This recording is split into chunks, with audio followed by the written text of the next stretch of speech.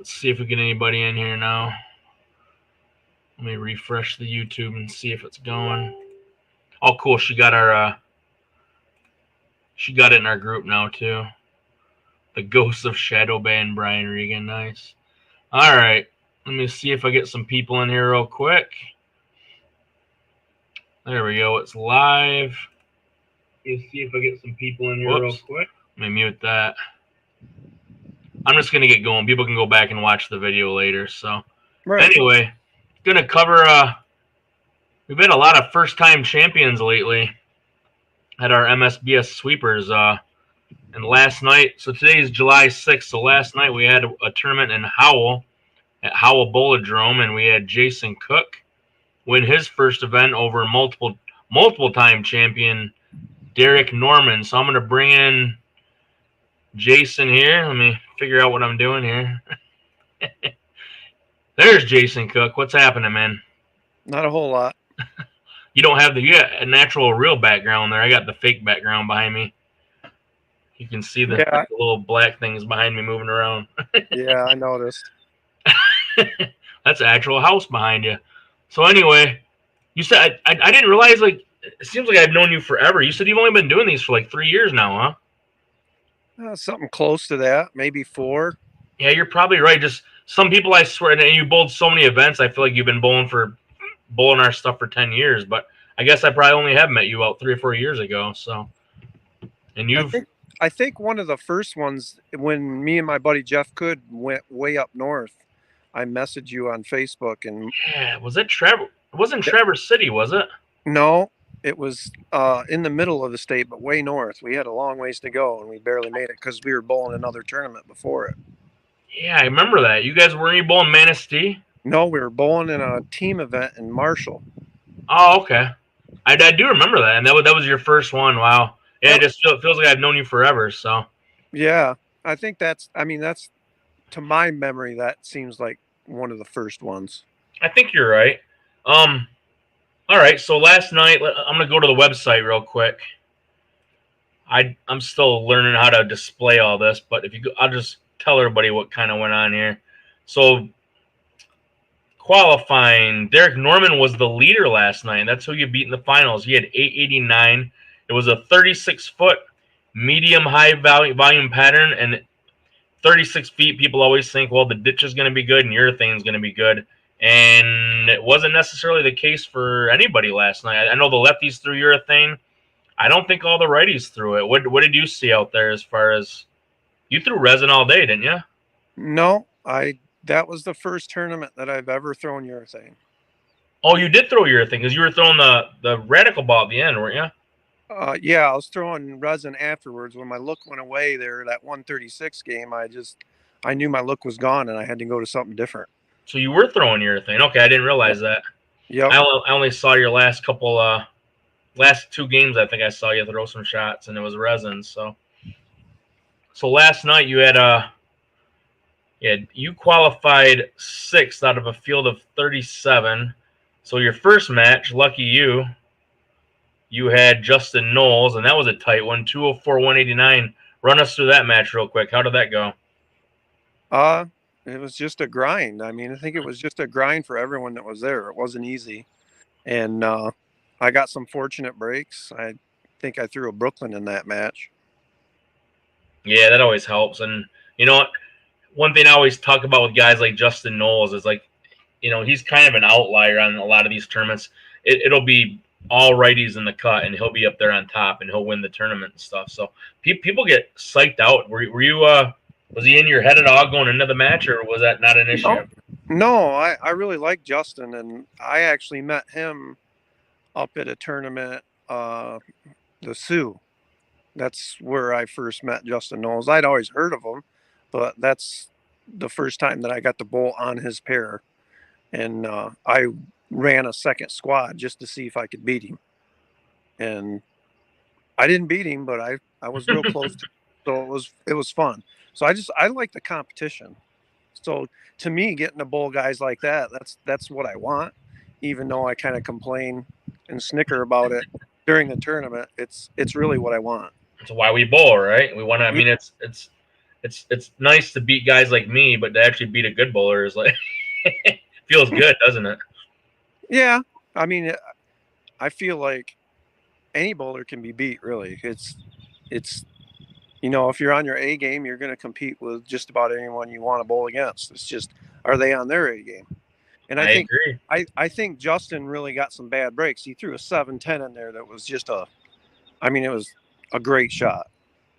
I would think that would go down 9 times out of 10. And like I said, just some bad breaks for some of the guys that I beat, but you got to take the good with the bad. And you won 204 to 189. So I didn't see that match. Did it come down to the 10th frame? I had to stay clean. Yeah, it did. Every match was really tight.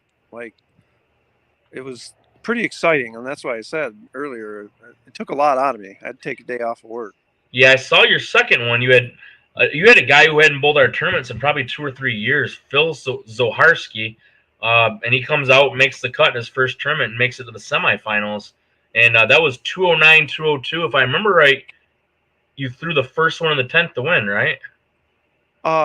Well, no, I think I had to stay clean. I can't remember if You're right. You're right. I had to stay clean because he threw the last 6, I think, for 202, and that forced me to have to stay clean in the 10th. Yeah, I was thinking he could go 212, and I was wrong. It was 202. So I think, yeah, you had to stay. Once you got the spare in the 9th, that was big. And then I think you threw a strike on the first one and then 7 whiff or something like that after that. Yeah. I knew I had won. Yep. Because you knew you had that one. So that was a good match. And Phil's a tough guy. Yeah. And then obviously finals, you get another killer. You get Derek. Let me bring up Derek. So Derek goes 889 for 4th. Second was 844. Third was 839. Those were the only 3 guys plus. You were 752. So you had the 3rd place guy, Justin Knowles, and then you had Derek Norman in the finals. So, I mean, you had 2 of the 3 guys who were plus on the day. And then you had Derek. So the final match was, let me get there, 203 to 180. And that was a pretty good match, too. Want to run through that one? Yeah, that's fine. Another thing that was, I'm pretty sure I'd have to go back through it and really think about it. I don't know if you have statistics on this or not. I think that's the pair that I threw 136 on. Ooh. So I was mad at that pair. I wanted to beat that pair. It was 11 and 12, wasn't it? I thought it was 9 and 10, but like I said, I could have been wrong. Let me see here. What pair did you start on? Do you remember? 15, I believe. Jason Cook, where are you? Why can't I find you? There you are. Yep, you started on 15. So you went to 19 to 7 to 11. You finished on 11. I think it was 11 and 12. Okay, so you're right. You had 135 on that pair. Yeah. And then that pair sat until the finals, so it didn't get changed. So lucky you get to see it. The pair you just shot 135 on. Yeah. Yeah, that was it was definitely in my head. I'm sure it would be. You know, that's the funny thing. Like, I know Derek drew his first match play pair was the pair he finished on, and that's just part of what happens with these tournaments. We can't do much about that. He's like, you switch me, blah blah blah, and I'm like, we don't really do that. And sometimes I swear more than half the time, if someone shoots a big score on a pair, they come back and sometimes they bowl worse the next time. So just like you shot 130 and then you came back with 2-0 on it. So it's not always a rule that you're going to do the same thing, right? Right. I got lag. Do I look like I'm lagging right now? No, not to me. I mean, I'm watching you speak and it seems good on my end. That's weird. There's a delay. As I'm watching StreamYard, which is what I'm doing this on, and there's a delay, and there shouldn't be a delay on that at all. That's really weird. It's kind of throwing me off. Maybe I shouldn't watch that. Oh, now that you say it, I'm watching you real close. You see it now? Yeah, I see it. That's really weird. I don't know. I wonder if the audio is going to be off from the video when we watch this back, but we'll find out.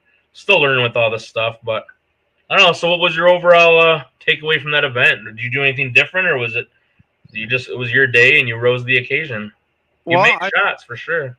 Well, I think I learned something really new. I mean, I've never been a fan of urethane, and I've always thought you could get away with not having urethane, but really on some of them shorter patterns, you have to use it because you're just creating an area for yourself later.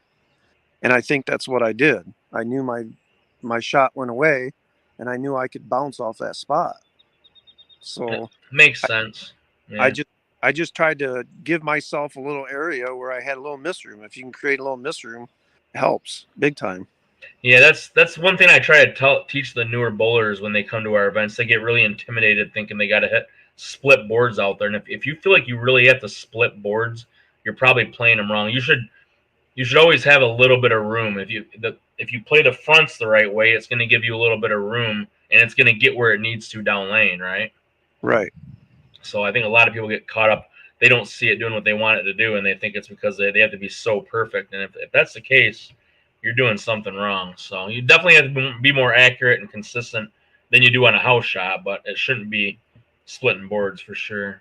What did you throw in the finals? I know you said it was a radical ball. That was the counterattack solid. Counterattack. What did you throw during the day? Was it a purple? No, I threw that new Attitude Control by Brunswick. Oh, okay. New urethane ball? Yep.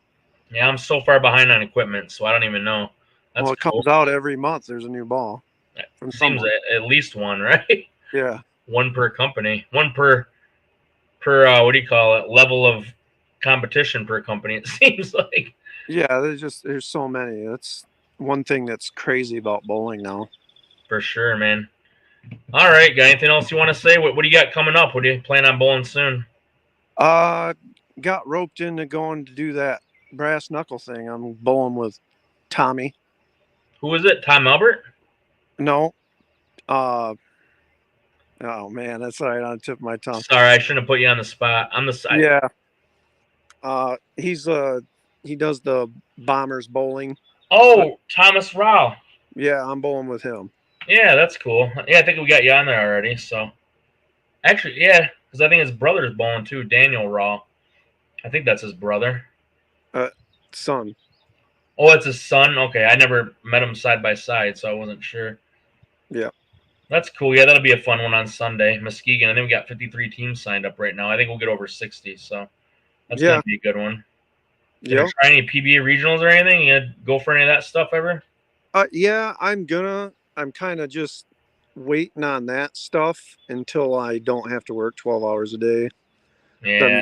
Week. So, I really want to do them. I do. I know I need to start doing them, but I want to go in fresh. I don't want to go in thinking like last night I was really down on myself because I felt like if I hadn't worked 12 hours, I'd have been a lot better off.